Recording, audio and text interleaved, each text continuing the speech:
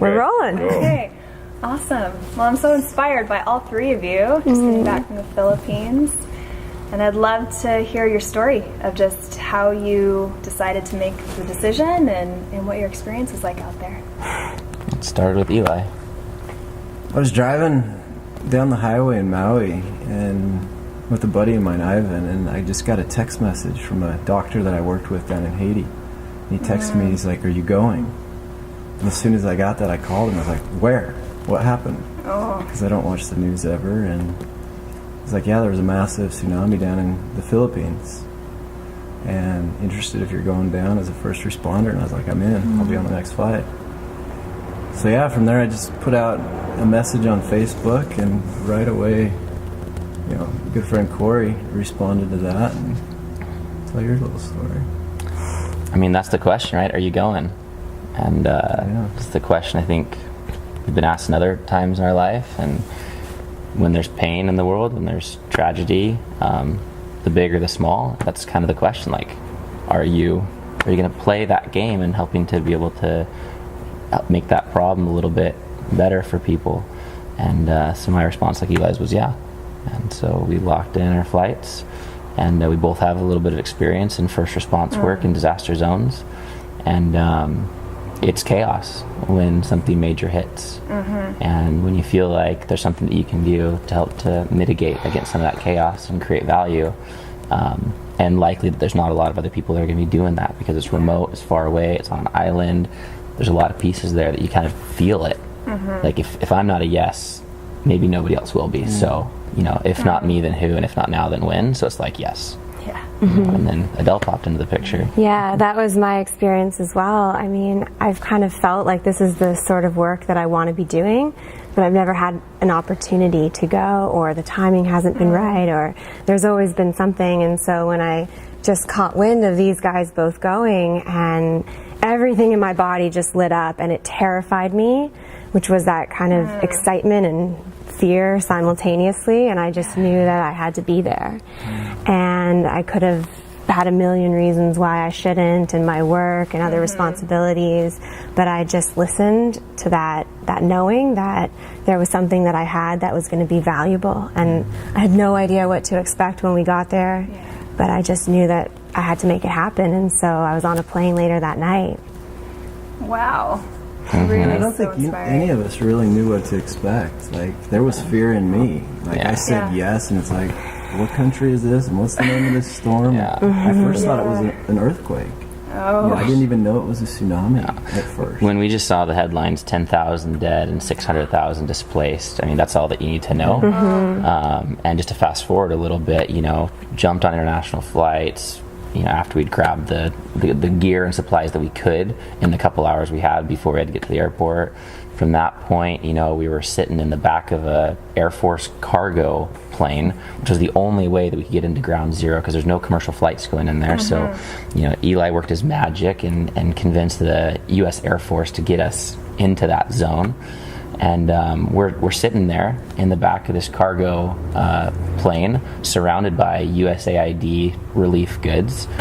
We're the only white Americans, volunteers that are going towards the disaster because everyone else is going away from the disaster. And it's those moments where it's kind of like that moment in the Gladiator, like right before he like comes out from the cage to like meet the, like you're there and you don't know when we get to the airport what we're gonna see. And we've heard reports of mobs, we've heard the reports of huge piles of dead bodies, we've heard the reports of violence, we've heard all of these reports of these, you know, war zone like conditions, and we're on a flight there as relief workers, and to like really feel the dharma that you're supposed to be there, but also not wait until it's safe, you know, because I think a lot of times we're waiting for safety before we take action, but to really maximize the value of community of the world, we have to be able to dive into uncertainty. And that moment, and I was talking to you about that, was probably the greatest sense of uncertainty I'd ever had, but we made that choice and we said yes and got there. And as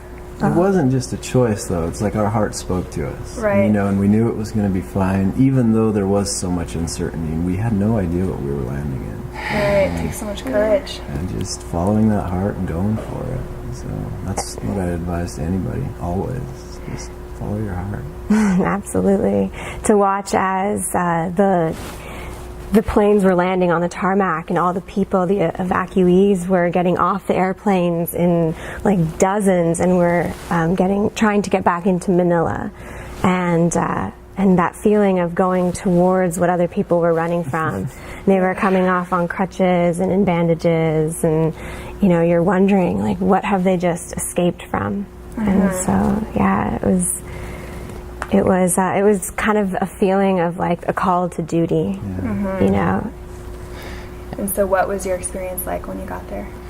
Well, our first task was to really figure out where's our point of relevance, right? We're foreigners. We don't necessarily speak the local language. There's going to be local people working in relief efforts, and that question, which I think is a question we're asking constantly in our lives, is how can we maximize value and relevance? And so, from the airport, one thing led to another. We ended up meeting the congressman. The congressman oversaw his congressional district and helped to be able to oversee a hospital there. Recommended we go there. And I guess to make a long story short, we ended up getting to that hospital, which was, not necessarily any safe place or anything like that. There was no security. There was nothing like that. But I think we just felt like it was the right place to be. And then we spent the next week helping to get that hospital up and running. And when we showed up, there was pretty much nothing happening except for one doctor who had stayed to man the post and was delivering a baby when we got there, without electricity, without any support, without sanitation, without anything. And so we kind of partnered up with him, and then with some of the other people that started to work their way back to the hospital, because most of the doctors, evacuated or had other types of negative conditions. So it was quite the experience to say, okay, there's this big building that could be used to help the injured, sick people in this area. What's it going to take to be able to get it back up and running? And that was kind of the question that we asked ourselves, and I think we worked pretty hard to make some positive impact in that regard. Sure. And so you got this hospital up and running, and then were able to start providing medical service to I think by the fourth day we treated 440 patients in the triage. Wow. So when we showed up, most people there were just staring at the wall in shock. Totally. Just like, what do we do now? These people were still traumatized. So the decision makers there in Tacloban, some of them had lost their family members. They had equally lost their homes. Everyone was in this state, hungry, thirsty, of despair, and so their minds weren't clear, and they were needing to take action. And so just to have some outsiders come in who understand this domain of disaster relief help take some ease and some responsibility off their shoulders.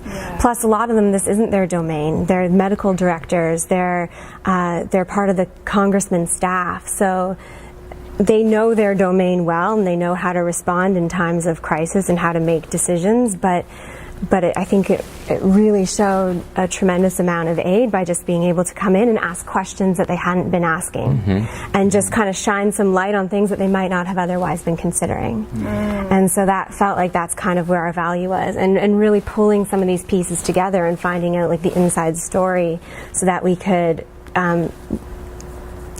better leverage and better support the systems and create almost like a hub for aid and relief to come to. Because when we got there, there was no distribution center. The hospitals that had been open had closed, and this one in particular had run out of supplies. So there was a lot of need, and a lot of decisions had to be made.